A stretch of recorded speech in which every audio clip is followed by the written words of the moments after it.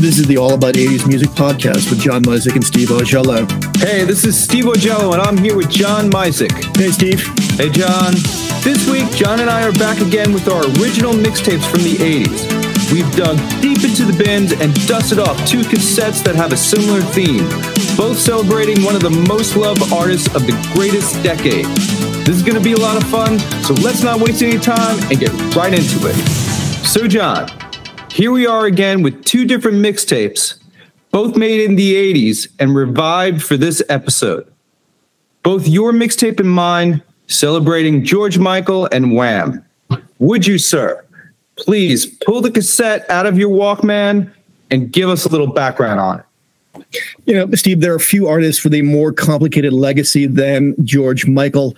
A guy who sort of straddled two worlds, the bubblegum pop of Wham from about 1982 to 1984, a great run of 3 records with some priceless hits in there. Bad Boys, Club Tropicana, Wham Rap, Wake Me Up Before You Go, Careless Whisper, Everything She Wants, right down to Edge of Heaven and I'm Your Man. Before he folded up tents on the band he founded with his childhood friend Andrew Ridgeley and embarked on a solo career, releasing probably 2 of the great solo records of the later part of the 1980s, Faith in 1987, and then Listen Without Prejudice Volume 1 in 1989-1990.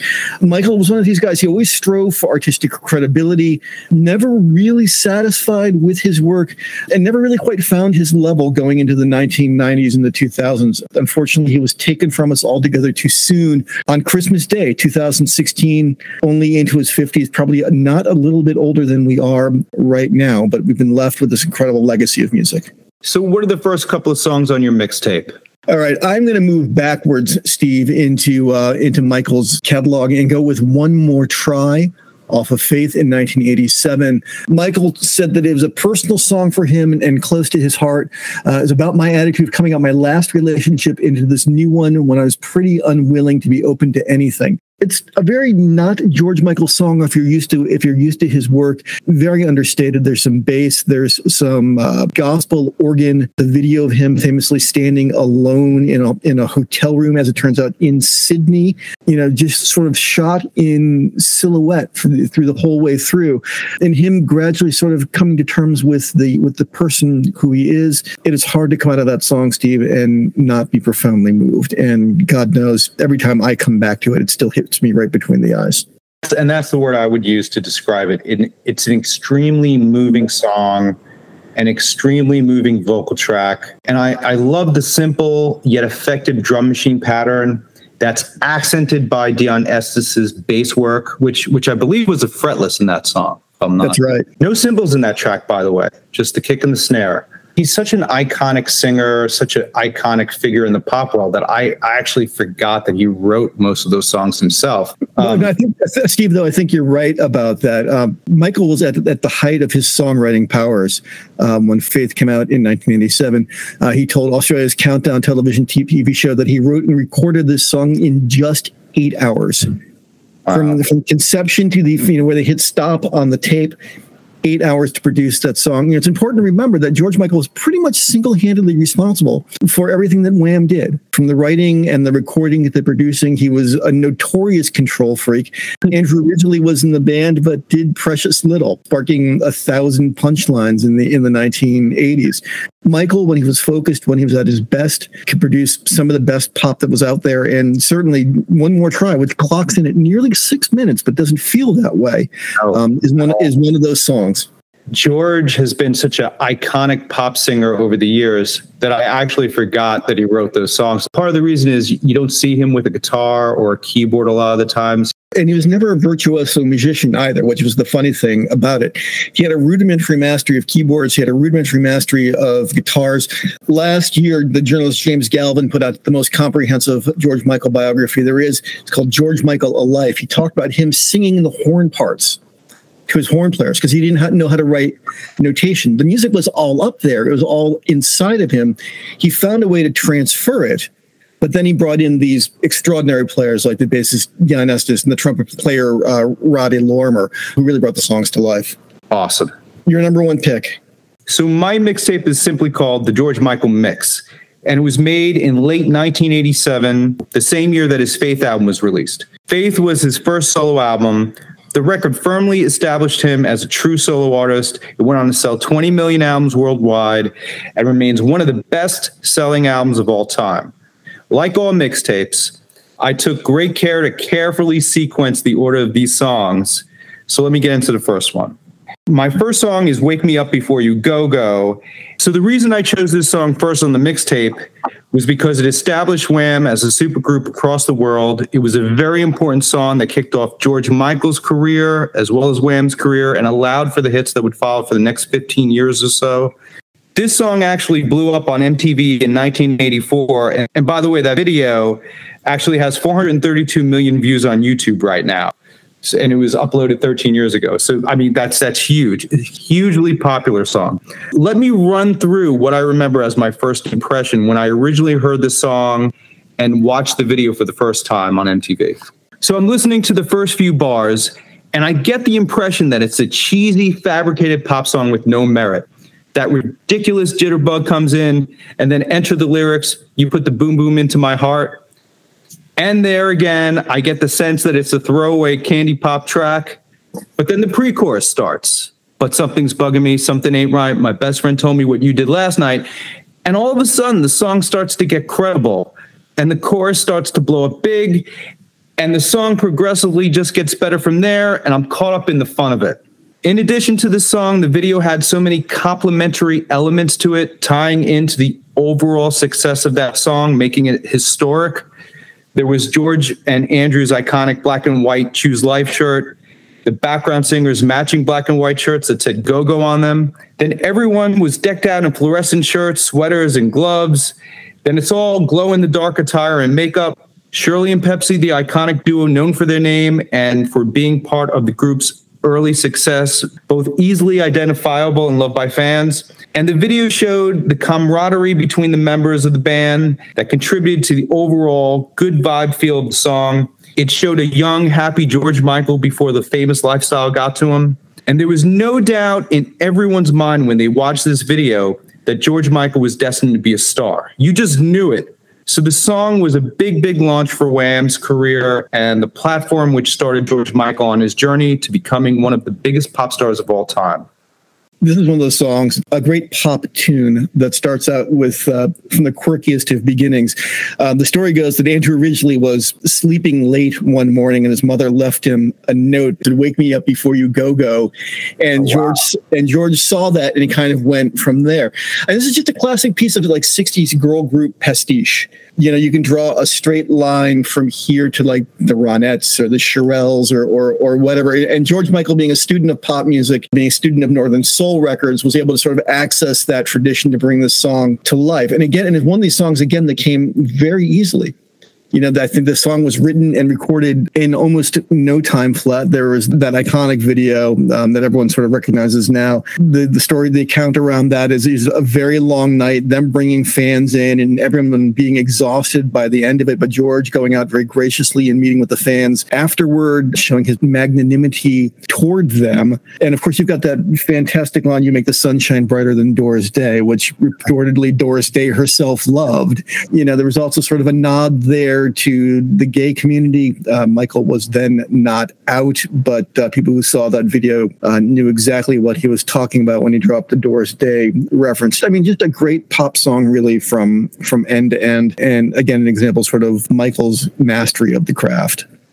Awesome. What's the next song in your mixtape? Mine is a quirky mixtape. I'm focusing on solo stuff. I'm focusing on lesser known Wham tracks, lesser appreciated Wham tracks. So I'm going to zip over to Edge of Heaven from their Swan Song LP from 1986. This is where you see Michael really making that transition away from bubblegum pop towards a more adult sound. The album was called The Final. They performed to 72,000 fans at Wembley Arena in June 1986 to bid farewell. This song, again, a pretty long long one. It's 5 minutes long, depicting emotional and physical frustration within a relationship. Elton John guesting on piano on that track.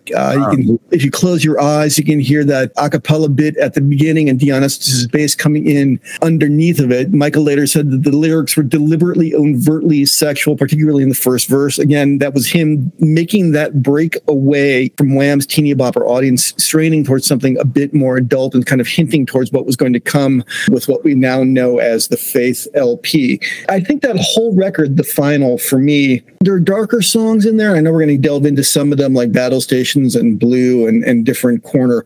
It was such a departure from that bright, sunshiny pop of Make It Big just a year or two earlier. And again, it really signaled Michael's transition away from that kind of pop songwriting into something a bit more substantive. And it's probably the Wham record that I love the most. And you know what's funny about The Edge of Heaven, which I think was their first single from that album? It sort of channeled that really good vibe, energy from Wake Me Up Before You Go Go. You know, it had a similar vibe and energy to it. So it was funny that even though it was a darker album, they came out with a very sort of happy, feel-good song, although the lyrics were a little dark on that. It also did mask some lingering tensions between Michael and Andrew Ridgeley, who was not happy that George was calling time on the band. He thought they had maybe one more record in them, but Michael had made it clear that he was done and that he was ready to move on. We all knew George was going to be a big star, and that was the end of Wham. We all knew it, all the fans. All right, your picks. All right, so let me get out my mixtape here and just look at the second song. If you can hear, the plastic case is a bit broken here, but looking at it, I'm going to say that my second song on this tape is Faith.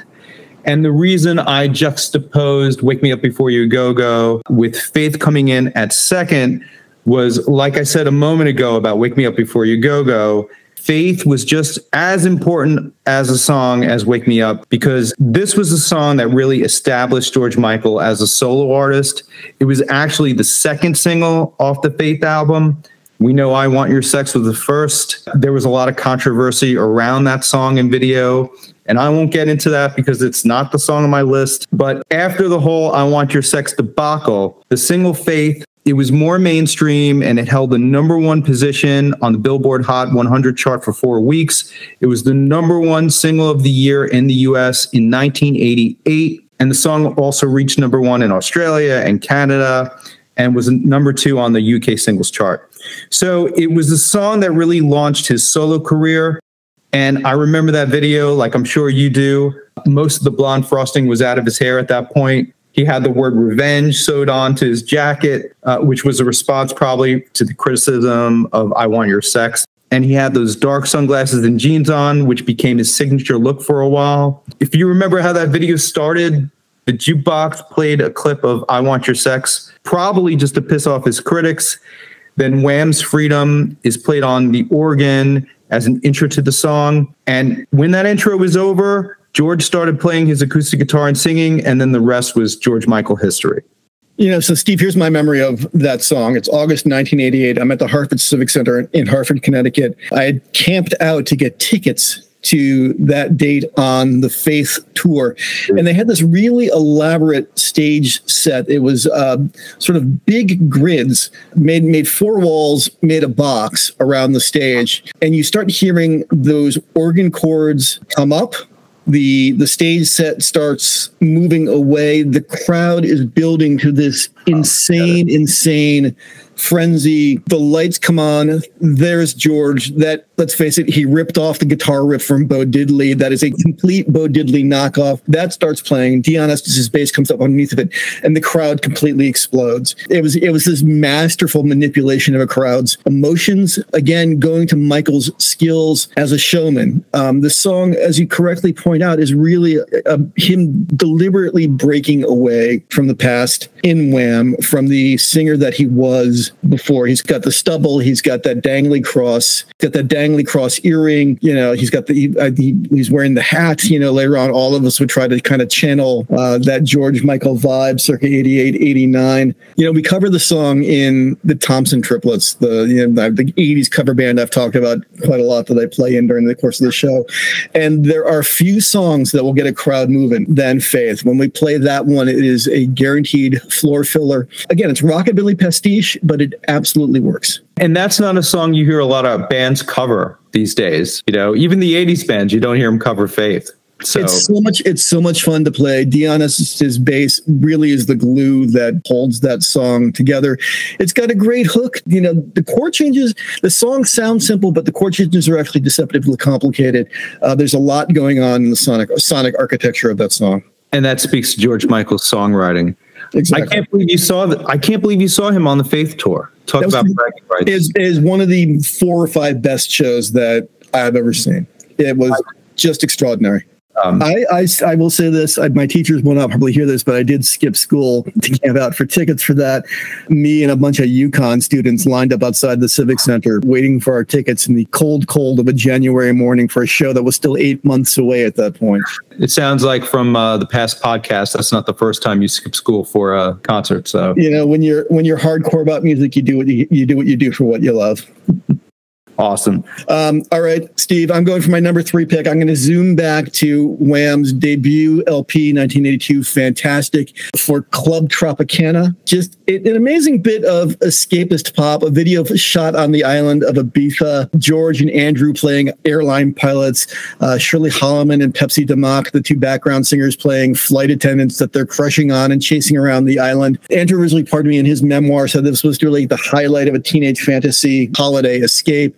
It was based on so many package tours that English youth used to take to Ibiza back in those days. So it really did resonate. The hotel they stayed at, Elton John and Freddie Mercury famously stayed there. The vibe of the song, trivia fans, was nicked from Burn Rubber, Why You Want to Hurt Me by the Gap Band.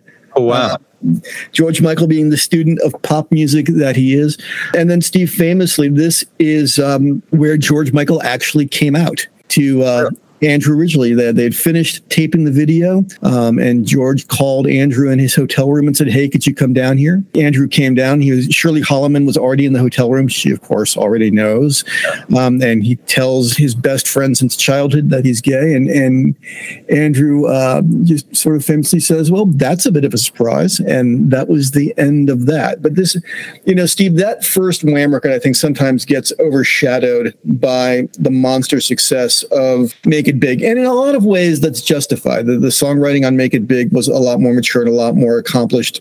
But this was Wham when they were still kind of dangerous and were still kind of a club band. And just they were dressed in leather for Bad Boys and Young Guns, Go For It. And just some really great disco, really great dance tunes on that first record. It was the one I came to the last of the 3 because I kind of dismissed it. But that ended up being my mistake because there's some surprisingly great songs on that LP. It's awesome. All right. I'm going to take you back now to number 3 on my cassette tape here. Monkey. Probably my favorite of all George Michael songs. And I would say U2 maybe. It's right up there. It was recorded in 1987, but released off the Faith album. It charted in the summer of 88. And it's really a good representation of the sound that was happening in the late 80s. Right? If you listen to the music in that song, it's got a little sound from Pebble's Mercedes Boy in there. It's got a little Al B. Sure's Night and Day in there. A little Johnny Kemp's Just Got Paid. A little JJ Fad's Supersonic. Very 1988. It's a great dance vibe, but surprisingly dark lyrics about his friend who had a drug and alcohol problem. Monkey became George's 6th solo single to reach the #1 in the US and the 4th single to hit #1 from the Faith album. It was great to have been 17 years old in 1988, and I enjoyed playing the song on keyboards in one of my bands. By the way, Micek, we always talk about how we prefer the music to the earlier half of the decade, but while this song was charting, let me list off a bunch of other songs that were trending on the charts in the summer of '88. There was New Sensation, Nothing But a Good Time, Foolish Beat by Your Girl Debbie Gibson, Hold On to the Nights, Al B. Sure's Night and Day, Steve Winwood's Roll With It, Lost in You by Rod Stewart, Jane Whelan's Rush Hour, Sign Your Name Around My Heart, Together Forever, Beds Are Burning, I Don't Want to Go On With You Like That, and Simply Irresistible. You know, looking at the list of what was charting in that summer, you and me probably have to revisit our thoughts on the late 80s. You got me on that one. I do have distinct memories of 87, 88, producing some really great records. In Excess's Kick came out that year. Robert Palmer's Riptide, as you correctly point out, Debbie Gibson's debut LP, Out of the Blue, which I went back and listened to the other evening for the first time in a long time because she danced across my Instagram feed, and she's just this effervescent presence on Instagram, even at the age of 52. Miss Deborah Gibson is. Again, Steve, back to your point about Monkey. This is one of those songs I remember live from the Faith tour. A deeper album cut, a successful single, but a deeper album cut nonetheless that really just blew up the crowd as well. Really, really a great hook, really well produced, really well played, some deeply serious subject matter, again, pointing towards Michael's skills as a songwriter. Not one of the George Michael songs that really gets a lot of fanfare these days. I think it's overshadowed by a lot of his other bigger hits, but still one of my favorite songs in his catalog. All right, for my number 4 pick, I'm going completely sideways on you, Steve. This is a George Michael song, kind of. It's Heaven Help Me by Dion Estes from Dion Estes' 1988 debut solo LP, Spell. Michael co-wrote, produced, and sang the backing vocal on this. He thought that Dion Estes, his longtime touring bass player, was supposed to be a big star. He had Estes open the shows on the Faith tour. I do remember Dion coming out in a red suit and doing his thing, and hearing Heaven Help Me and having George come out and sing the backing vocal early, and the crowd just going bananas for what was to come. The record, unfortunately, did not do particularly well. It's kind of a footnote to 1980s pop music, which is unfortunate because there's some really great Earth, Wind, and Fire style soul songs and disco songs in there. Dion Estes, again, taken from us too early as well a couple of years back. One of the great pop bass players in the 1980s, right up there with Guy Pratt and Pino Palladino. The man knew his way around a groove, and Heaven Help Me was certainly an example of that. I was really happy when Dion came out on his own for the song and for his album. It's always nice when the backing musicians that you really love come out and go on their own. So your turn.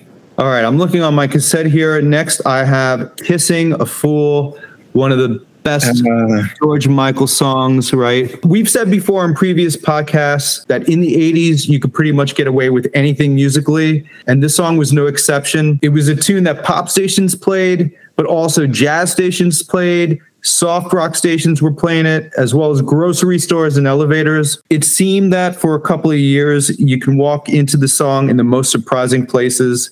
It was really George showing his versatility as a songwriter, and it also features his signature airy vocal sound. And by the way, his vocal on this song was recorded in one take. It was written about a relationship that he had with someone who couldn't handle the situation because he was George Michael. George said of this song, it was very much a late night giving up feeling. But just listening to that melodic structure in the vocal melody, I would say that this song is a good candidate for universities to use in songwriting classes. It just exudes excellence. Yes, Steve, this is where you see Michael trying to slot himself into the tradition of the great vocal stylists, Frank Sinatra or Tony Bennett. It's got that smoothness of the performance to it. And you're quite correct. You have this solo record with dance floor bangers. You've got sort of more darkly mysterious songs like Father Figure. And then you have this swing song in Kissing a Fool that kind of comes out of nowhere, this interlude right in the middle of it. Again, attesting to Michael's versatility as a songwriter. All right, so I guess it's my turn. Steve, I'm going with my number 5 pick here. It's Wham Rap. I'm going back to the Fantastic LP. A great story about this one as well. It's got that chorus, wham, bam, I am the man, taken directly from something Andrew Ridgeley used to shout out on the dance floor in their hometown of Harrow, outside of London, over Rapper's Delight. George Michael always taking notes, always taking note of things. His father told him to get out of a house and get a job. That's in the song as well. And really channeling that sort of Thatcherite Britain, Steve, of 1982, 1993, where the English economy was in the tank. And so many young people were unemployed and trying to find their way in the world. This is one of 3 songs in a demo. They get them signed to Intervision Records, which turned out to be the mother of all bad record deals. Any young band often gets suckered into these bad record deals. They found their way out of it eventually and moved on to CBS Columbia. But this was Wham in a more dangerous phase. They actually had a bit of street cred because they were singing about the economy. They were singing about UB40 unemployment forms. Even Paul Weller kind of liked them for a minute there before they went completely, sort of big 80s pop with Make It Big. And again, I said this a couple of minutes ago. That first record has its own gems on it. And I think it sometimes gets overlooked in Michael's catalog. But this is certainly, alongside Club Tropicana and Young Guns Go For It, just a great pop song and a great dance tune. Your number 5, sir. So my number 5 is the big one here, going with Careless Whisper. Of course. So every one of the artists that we love has one or two songs that are in the category of best songs ever written. And this is definitely one of George Michael's.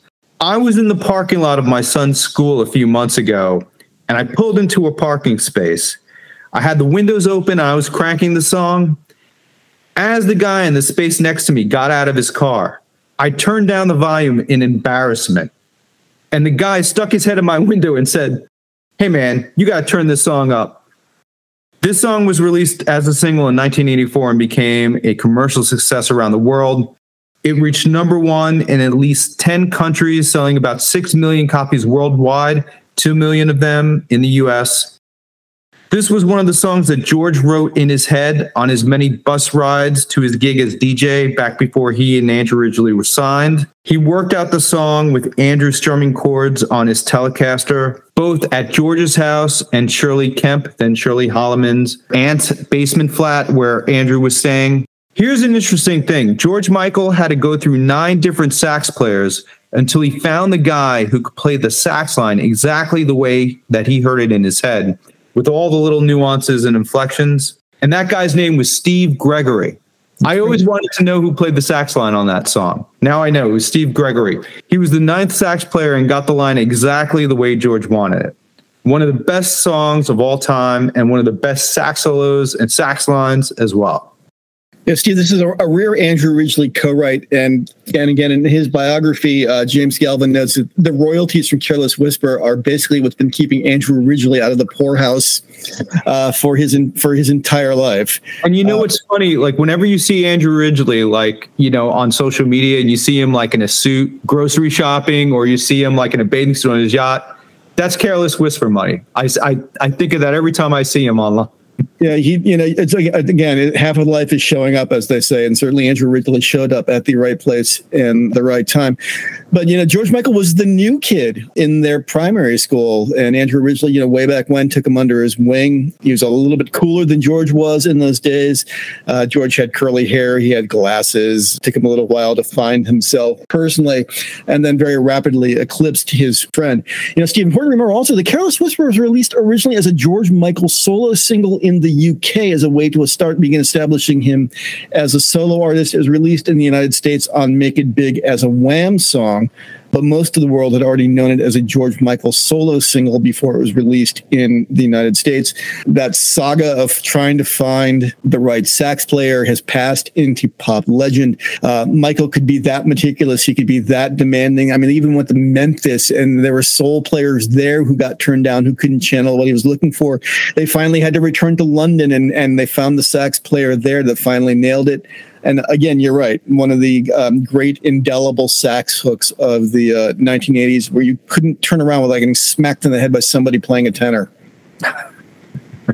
Who you got on your list next? I'm going to go out, Steve. Number 6 on the first side of my tape, the only song from Make It Big to make it on to this collection, Everything She Wants, written, produced, and recorded by George in 1985.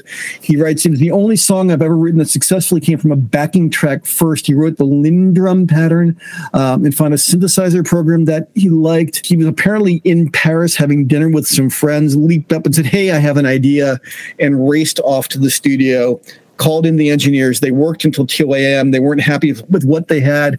When the crew came back at 10 o'clock the next morning, boom, there it was, the finished product.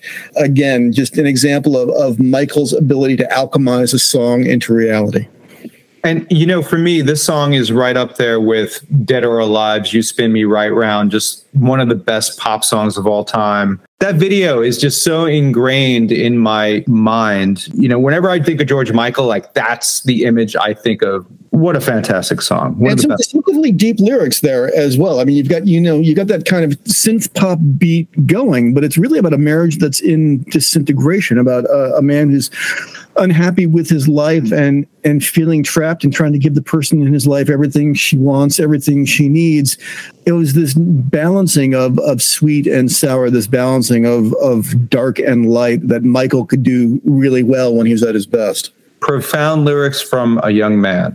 Very profound. All right, we're going to go some lightning rounds here. Steve, what do you got? Sure. We can't get through this list without mentioning Different Corner. One of the most deep-hitting, soul-wrenching songs with the extremely profound lyric, take me back in time, maybe I can forget, turn a different corner, and we would have never met. It's hard to listen to this song sometimes because it's so deep, too deep. This is from the final. This was, again, a George Michael solo single in the UK, released domestically as a Wham song. Just so sad, so mournful. I remember I was packing to leave for college in late August of 1988 and hearing the song and having my heart break along with it as the eternal soundtrack of that moment of my youth. What else you got? Oh, I got Last Christmas. You can't go out without mentioning it. Right. And you know what no one mentions about that song is the drum programming is just so good on that song. It's a Linn drum. Right. It's very simple, just snare and kick, like One More Try, but just so effective. One of the best Christmas songs in the top 5 Christmas songs. I remember reading about the video shoot for that. They went on vacation to like Switzerland. Yeah. Andrew and Pepsi and Shirley. Martin Kemp, who was then dating Shirley Holloman, was there as well. Just this like party, like all weekend as they shot that video. There's now a radio game in the UK where you try to go the whole of the month of December without hearing Last Christmas. Oh, forget it. Yeah. And of course, everyone loses because the song is just omnipresent. All right, I'm going to go with my quick picks. Steve, I've got 4. I've got Battle Stations from the final. I've got Hand to Mouth, another great deep album track from Faith. I've got Bad Boys from the fantastic LP. And one that I want to linger on for a minute here, Freedom 90 from Listen Without Prejudice, Volume 1, where George famously blows up the Faith jukebox and sets fire to his revenge leather jacket, trying to really sort of make another hard break with the person he was before. That video filled with supermodels of the era, Christy Turlington, Linda Evangelista, Naomi Campbell. I'm probably leaving. Oh, Cindy Crawford. I thought I was leaving somebody out. They just came in there and did their thing. George Michael's not even in the video. Right. He didn't want to be in the video. It's got that great piano riff to it. It's just a hell of a song. Hey, Steve, I've really enjoyed this walk down memory lane on our respective mixtapes. But that is all the time we have for this week. I'm John. Thanks so much for listening. Remember to like, share, subscribe, leave your comments in the comment section below.